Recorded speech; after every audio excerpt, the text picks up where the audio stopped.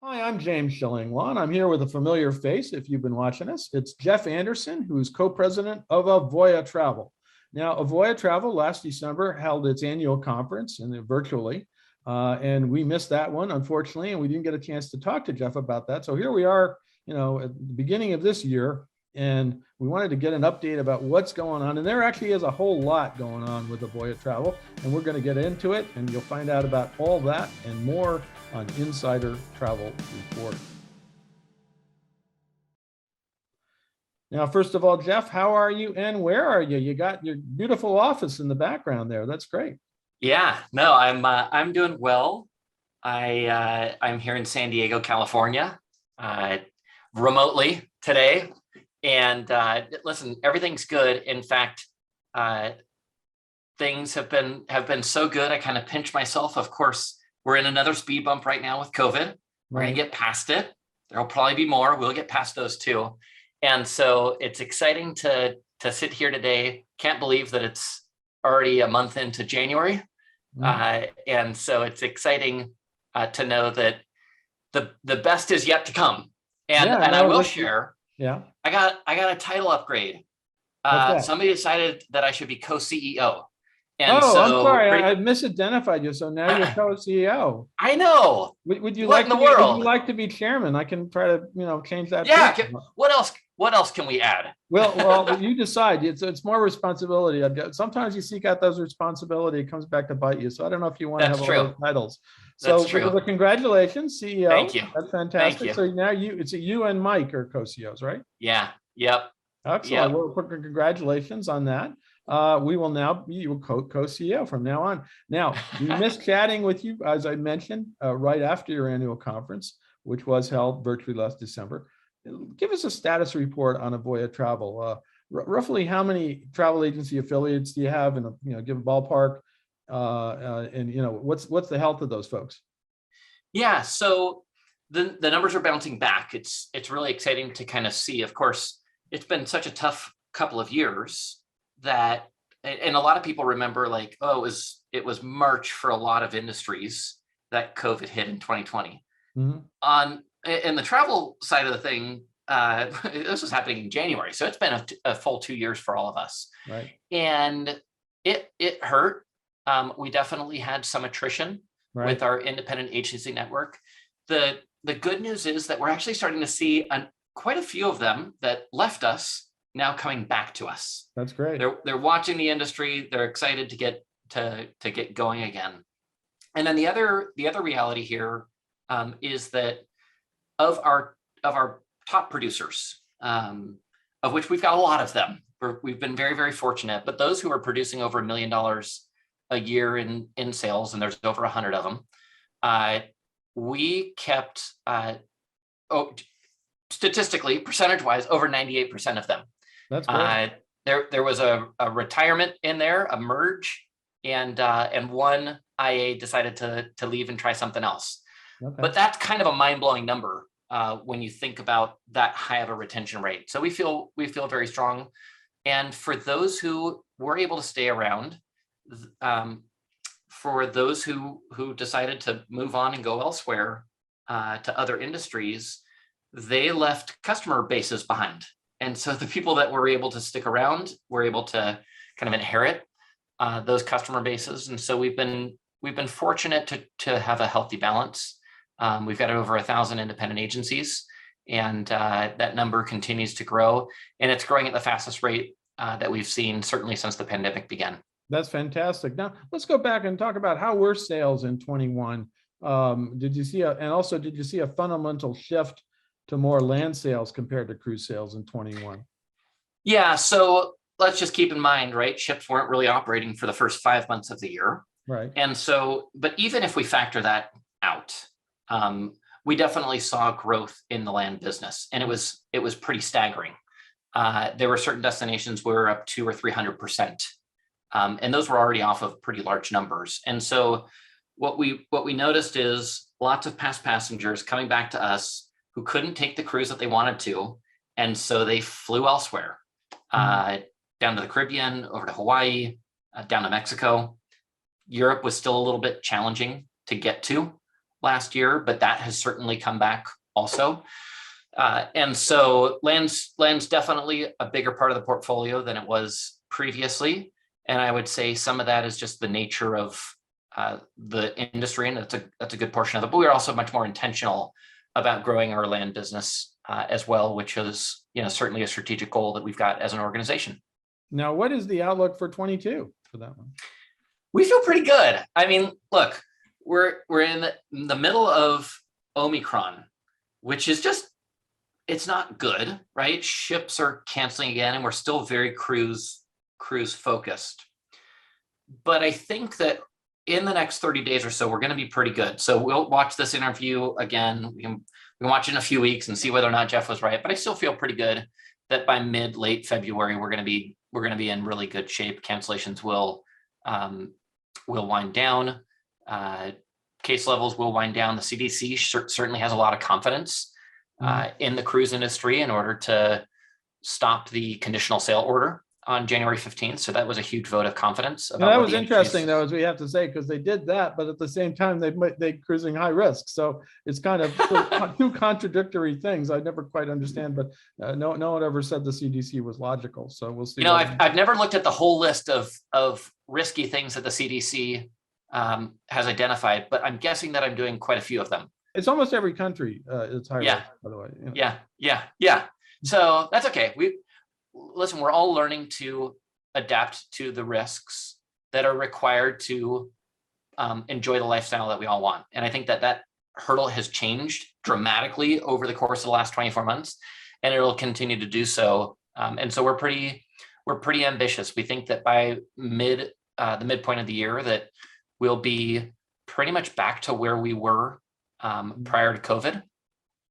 And so we expect that to kind of happen in early Q3. And then just from that point out, we think things are going to be incredible. There's so much pent-up demand. Right. We know that the World Health Organization just announced recently that they're suggesting ending all of these travel bans. Right. Listen, this is great news for all of us. We've got an election coming up in the fall. Most people who want to get reelected probably would like to see COVID go away. Right. Most people in the medical industry would like to see it going away. They've all been trying, but I think we're at that point. And so we've got tremendous excitement about what remains for us in 2022 and even better in 23 and beyond. Yeah. And plus we have all these destinations suddenly opening up again, and, protocols are changing, and it's a lot easier to get in as long as you're vaccinated and, and tested, but forget about quarantines. We don't have to worry about those anymore. So that's all good news. Now, let's go to a really big question, because another little news you had last year is that you decided to sell a stake in Avoya to Certares, which is the large investment fund that is really travel focused. And we've been covering them for a while. I had an interview last year with Greg O'Hara, their head. And you did this last November. How did that deal come about? So, we've been a family business for 3 generations, right. And so we're kind of a travel family. But you're always trying to think about what succession looks like. And as we've been looking for succession plans between generation 2, which is my father and my uncle, and generation 3, which I fit into, you've got to find creative ways in order to get there. And what we found in a partner like Certares was people who deeply believed in our business model. They happened to like us and our people. And so we just kind of found this great fit. They've got big vision. We've got big vision. They have something that is in short supply during COVID, which is money. And so we were able to partner up with them.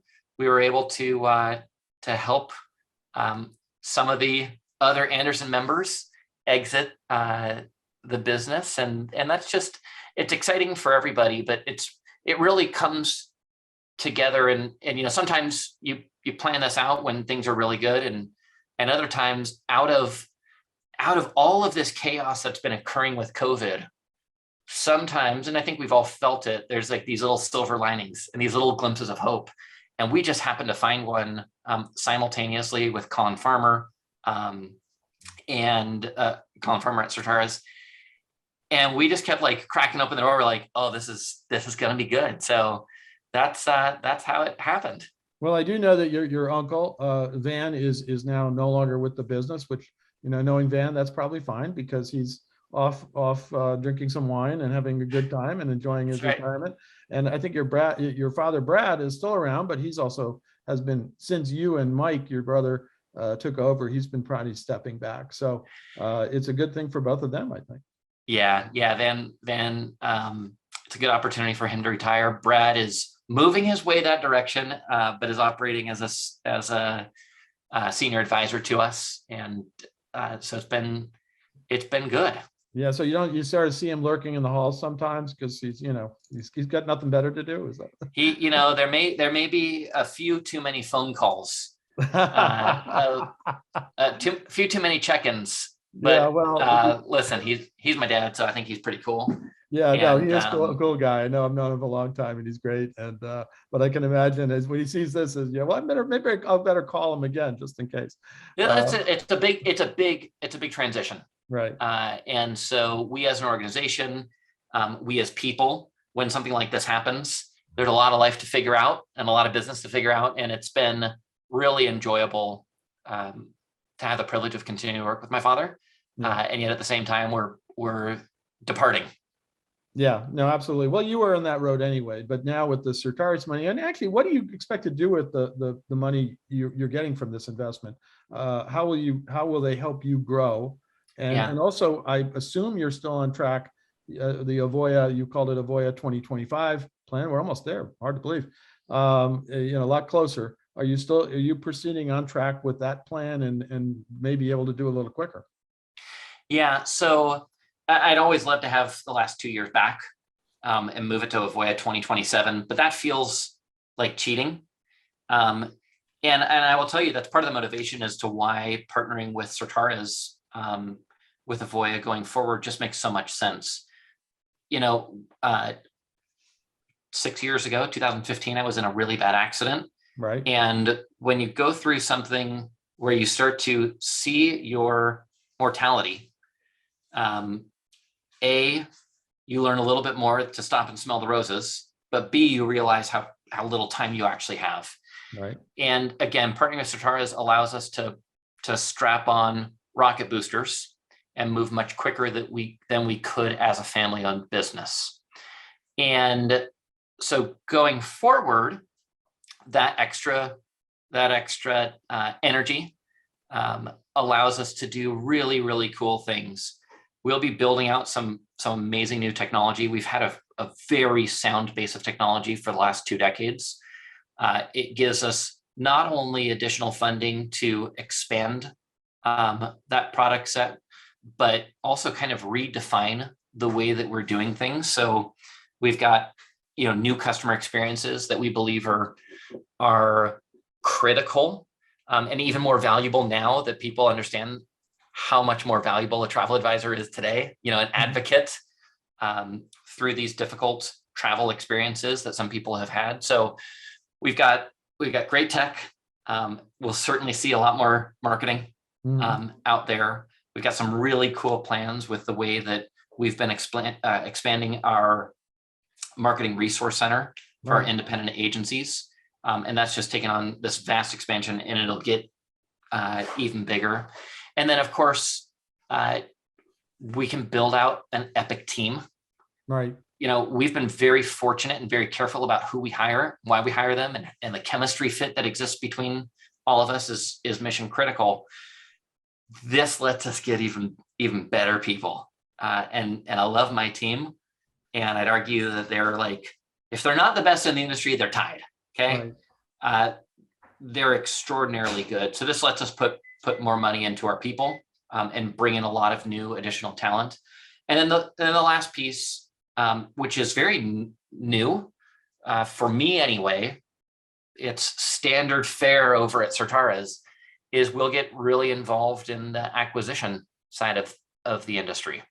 Interesting. And we know that there's a lot of really bright people out there who've built really smart businesses, some of whom are either ready to retire, some of whom are ready to partner up and look for other platforms that exist. And I think that what we've built at Avoya, the very nature of what we've designed here for the last 20 years is taking new businesses and stacking them on top of Avoya's platform over and over again.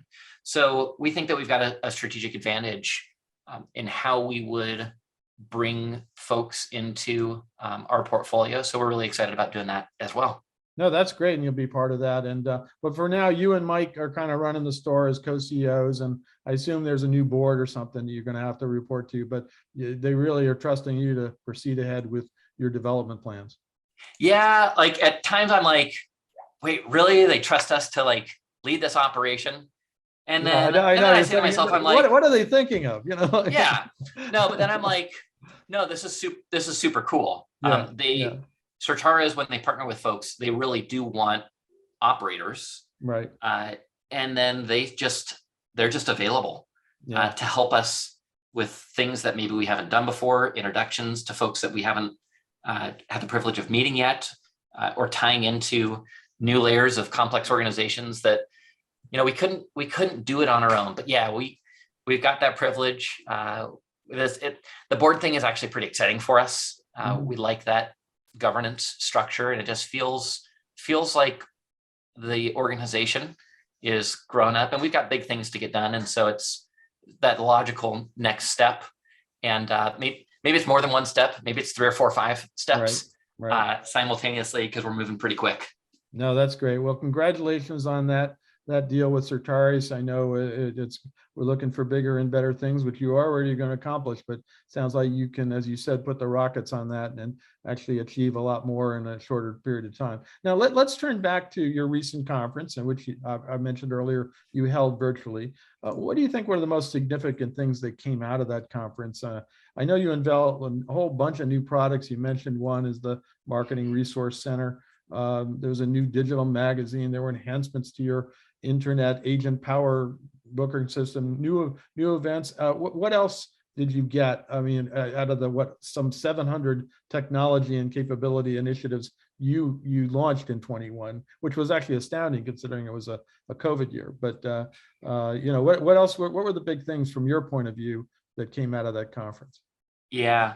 So, I mean, it probably doesn't need to be said, but just being back together, even if it was virtual, was healthy for us to do. And, we had the privilege of sailing with Celebrity about a month and a half before that. And that was amazing to see everybody in person, but that was more of like a recharge trip, right? It'd been an exhausting run for 18 months prior to that. And so it was great to get on a ship so that we could recharge. But this one was to focus around the recovery. Like, the recovery is here. And so it was very important for us to start announcing new enhancements that we were making to Agent Power, which is the software that our independent agencies use. And so that was a really valuable number of updates. And it's never, we always think that it's like the big flashy headline items that are going to radically change somebody's day. But the truth of the matter is, it often has time to do with button locations, colors, fonts, additional data we can stitch in that will help a salesperson recognize or identify new sales opportunities that an algorithm has crunched for them that they couldn't have known without the help of that technology. So when we start lacing all of those small feature sets in, those are things that they're never going to make an article, but for end users, they're incredibly powerful. We have also are really excited about the new content strategy that we've been working on. And as part of the content strategy that we've recognized throughout COVID is that it's probably the best way to do marketing. It was probably the best way to do marketing before, and it's even better and more critical now. Right. Everybody wants to know the ins and outs of what is actually happening on product. Right. And without having people who have experienced it firsthand and can share those experiences, it's really difficult to make some of these decisions. People they were always spending a lot of money.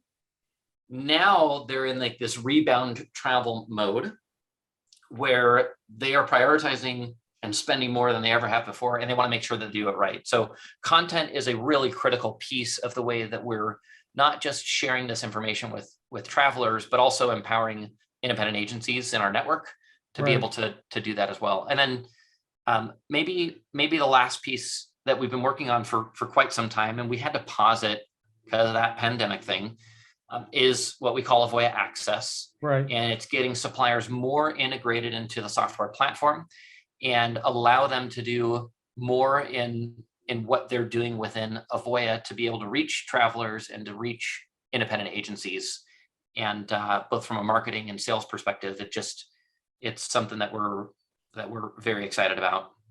No, that's great. And I know that was a lot of stuff that you were focused on, and now you can do that for 2022. Now, just looking at the events you're going to have for 22, are you going to continue doing a lot of virtual events, or are you going to start opening it up? You said you did the cruise on the Celebrity Ship. I know you have an in-person cruise for your main conference later this year on Celebrity Beyond, I think, which is the new ship that they'll have. But do you think you're going to see a lot getting back a little bit more to in-person events? Yeah, listen, both of them have great places in the future. We're going to do both. I don't see us moving away from either one because I believe that they're very complementary of each other. Not everybody can spend a week to fly somewhere to build a relational experience with hundreds of other people. And so we can supplement those relational experiences that are in person with all of these very high education, experiences that you can just plow through a bunch of content very quickly in a virtual environment, and you can do it from the comfort of home. Right. No, that it certainly is useful. Obviously we're still doing Zoom interviews, like this, and we'll continue. Although I am now out on the road doing lots of ones, and I was one that's dear to your heart. I was down at Disney World for its 50th anniversary and did about 20 interviews with all the different cast members down there, and it seemed to go on forever. Probably did for some of our viewers, I don't know, but it was great to be down there on property and see it all. And now we're doing things on ships and all over the place. Now, let's go to that actually, because you did mention it earlier. From your perspective, you think the cruise industry really is successfully emerging from this 2 years of pandemic, and now we have this Omicron thing. From your view, things are looking good, right? Yeah, listen, COVID is here to stay. And so we're going to have to learn to live with this in all of society. Right. The data coming out of cruising is the best data in the world, right, as it relates to how COVID can spread, what can be done when it's handled properly. And of course, we're going to be, as an industry, more cautious than not in order to protect people. And so I think that in this microcosm, you end up getting a pretty fascinating view as to what really can happen, as opposed to the data that so many of us depend upon that's being published by certain sources. But it's just not as clean as the data that we see off of cruise ships. Absolutely. Because of the frequency of testing and the reporting of that data. When somebody takes an at-home test and they test positive, it doesn't necessarily make it. If it's an at-home test, it doesn't make it to the county. And so, I think having been on one cruise myself, had my family go on another cruise, it's incredibly safe. Nobody felt like it was unsafe, and quite to the contrary, it was really kind of liberating to be back in vacation mode again. So absolutely. I think that the cruise industry, I don't know why it gets a little bit of an unfair shake from a safety perspective, but I kind of see it as a light on the hill. I know that the media sometimes takes a different perspective on it, but I really think that what they've done there is world-leading expertise in keeping people safe, and it makes me very proud to be in this industry. That's great. No, absolutely. We think cruising is coming back, and we are the media, but we're not the consumer media, and so we have a little bit of different take on that. And as I told you before, I was on 14 ships last year and I was perfectly fine. So now No, finally, I get it. You're like, you understand this because you live it and you're not Yeah. trying to sell fear. no, not at all. And so, no, we love what you guys are doing. Well, we feel it's our responsibility to be out in the market and showing people that you can cruise, showing travel advisors that you can cruise and you It's can it's book so successful. good. Yeah, It's so absolutely. good. Absolutely. Now, from all your sales numbers, as you look forward, where do you see, I mean, obviously cruise, it's going to come back. I assume land, you've gotten heavier and heavier into land, all-inclusive resorts, luxury land stays, tours. Where are the opportunities going forward in travel? So, there's the like what's happening over the course of the next few months, and then there's also what's going to extend into 2023. So expedition cruising is very, very exciting. Everybody's excited about it. It's bringing people to bucket list destinations that they've read about in Nat Geo Right. for generations, right? So that's very, very exciting. I would also say that for us, as excited as we are about cruise and all the various destinations that they've got, we're really pumped about Europe returning. Mhm. That's always been it's the highest revenue spend that we see out of customers out of the major destinations, and so we know that customers are anxious to get back there. River cruising was doing pretty good Sure. at the end of last year, and of course it's paused right now because it's cold and that's seasonal, that's normal. And so we're going to get Europe back. We've got these expedition ships, and then on our side, we're really excited about product expansion.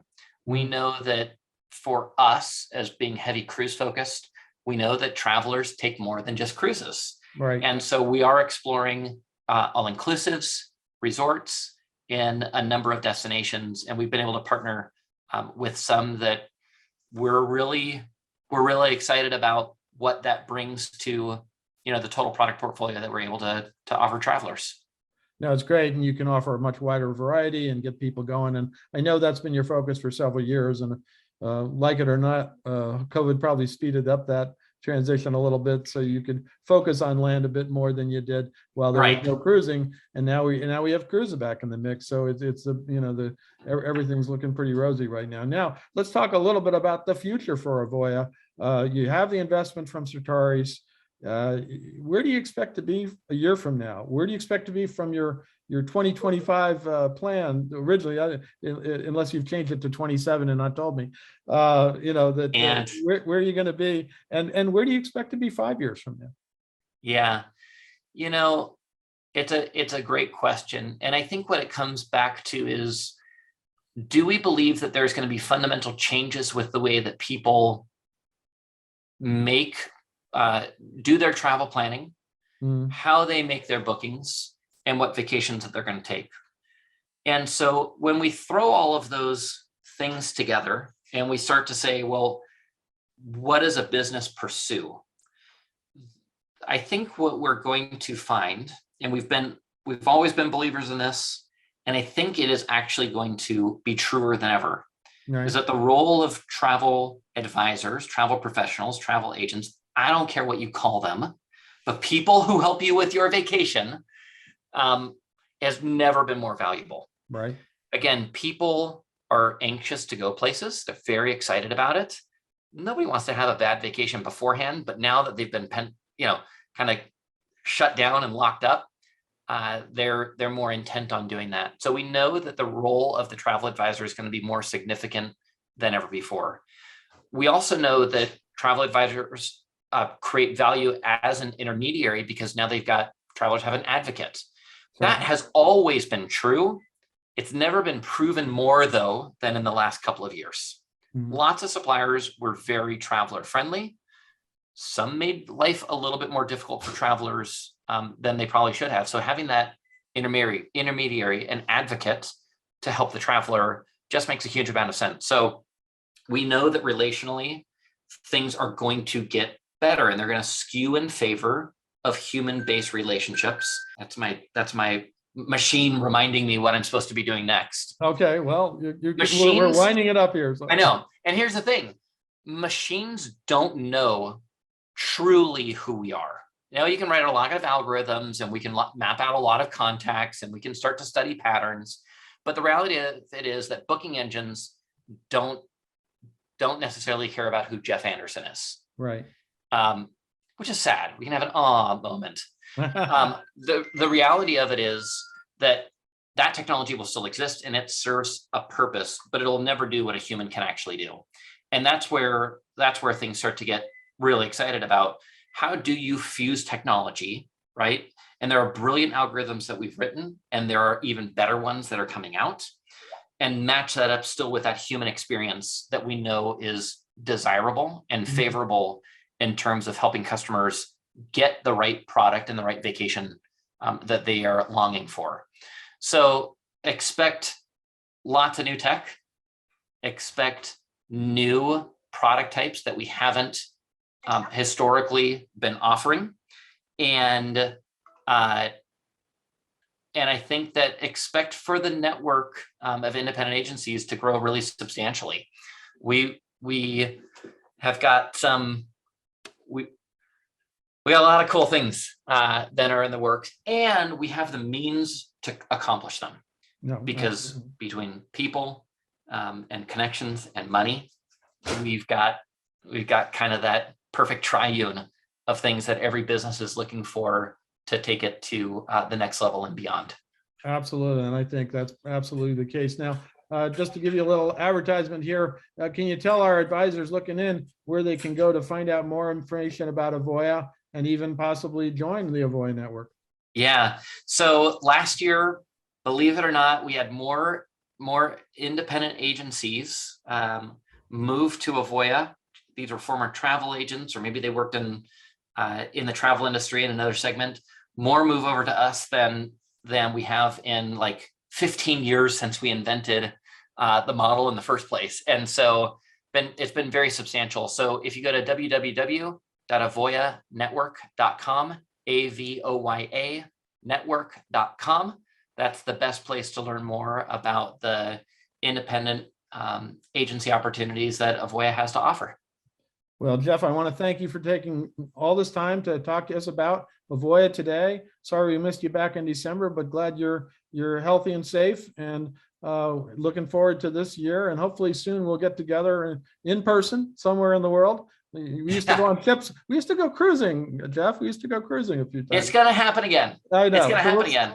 See what happens there. But again, thank you so much, and look forward to all great things for Avoya for this year and in the years to come. Thank you, James, for having me today. Thanks everybody for tuning in.